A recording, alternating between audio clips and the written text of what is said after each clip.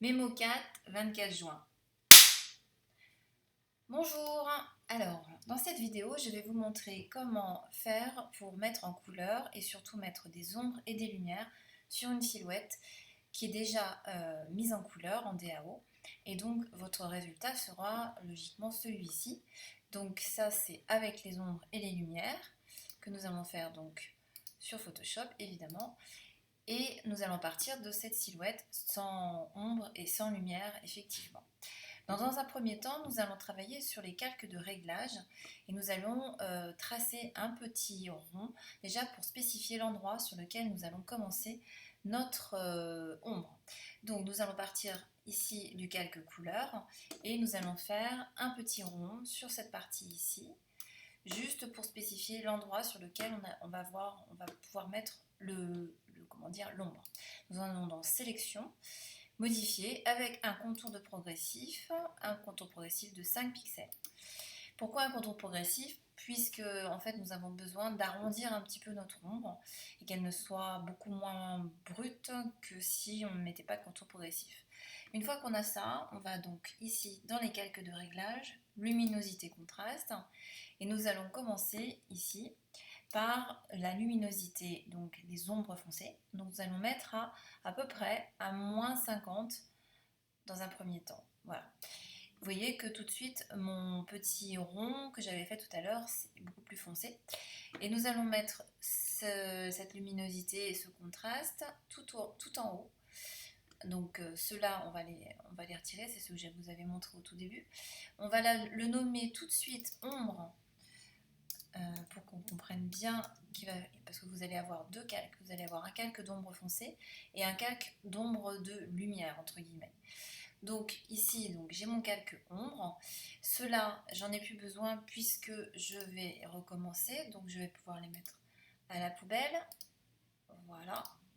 Et donc, je me remets sur mon calque couleur et je recommence ce que je venais de faire tout à l'heure, c'est-à-dire je refais un petit rond, je repars dans sélection, modifier avec un contour progressif de 5 pixels, je retourne dans mon calque de réglage luminosité contraste et ici je vais me mettre sur donc à peu près 50. Voilà. Donc là, ici, pareil, même chose, je vais le nommer tout de suite et je vais l'appeler lumière. Et je vais le mettre tout en haut. Voilà, et il va donc inonder toute la silhouette. Donc évidemment, je ne vais pas laisser ces deux ronds de cette façon-là, puisqu'il va falloir que je sélectionne ma silhouette. Donc dans un premier temps, mon ombre et ma lumière, le petit rond que j'avais fait, je vais les retirer pour mieux après les positionner, évidemment. Donc pour les retirer et pendant toute la durée de l'utilisation des ombres et des lumières, je vais utiliser ma gomme avec les deux carrés, l'image de premier plan et l'image de second plan. Donc l'image de premier plan pour retirer de l'ombre, elle va être ici, elle va être blanche. Donc je vais pouvoir avec ma gomme ici, qui est donc là, à 100%, mon flux je vais le mettre à 100% aussi. Voilà. Je vais pouvoir retirer dans un premier temps le petit rond que j'avais fait pour l'essai. Voilà. Et même chose pour le calque en dessous, des lumières, pareil. Voilà. Donc maintenant, nous allons récupérer toute la silhouette en même temps.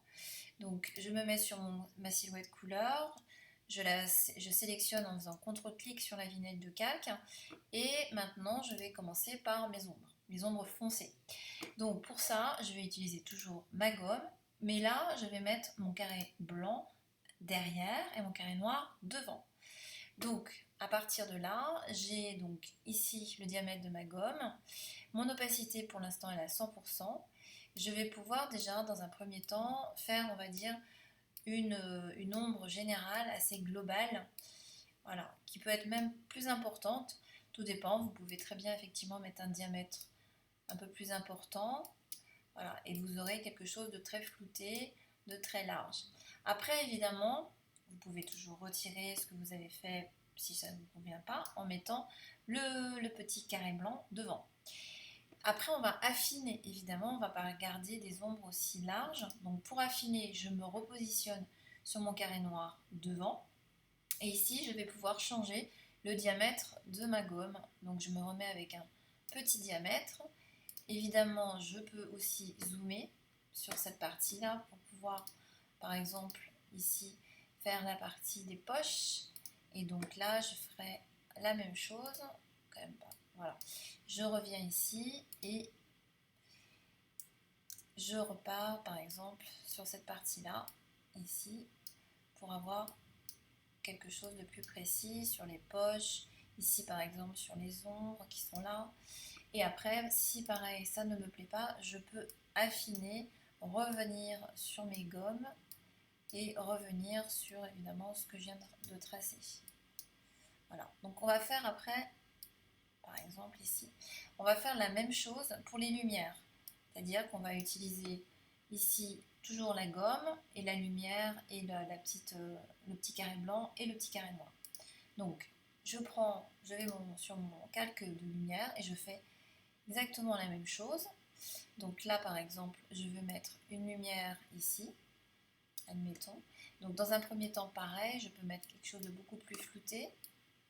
Et après, en prenant le carré blanc devant, je peux essayer, hop, de revenir un peu dessus pour justement retirer un excès ou affiner, etc., etc. Donc là, par exemple, ici, je mets ma gomme devant, je mets mon noir ici, le carré noir devant pour mettre de la lumière, par exemple, voilà. Et après, je peux revenir en arrière ou effacer si j'ai envie d'avoir effectivement quelque chose de plus flouté. Voilà. Évidemment, c'est toujours mieux de travailler avec une palette graphique. Ici, je travaille directement avec ma souris. Et c'est vrai que quand on peut travailler avec un stylet, c'est encore mieux.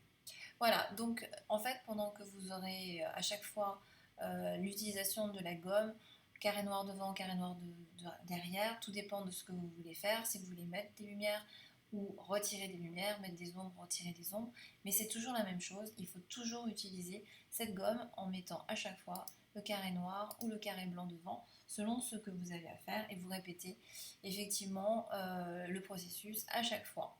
Voilà, et donc ça va donner des ombres sur toute votre silhouette. N'oubliez pas surtout de sélectionner votre silhouette, sinon vous aurez une ombre qui va partir dans le blanc, ça ne se verra pas forcément, mais si vous faites une ombre portée, après ça risque de se voir. Voilà, ça c'était donc pour la partie ombre et lumière.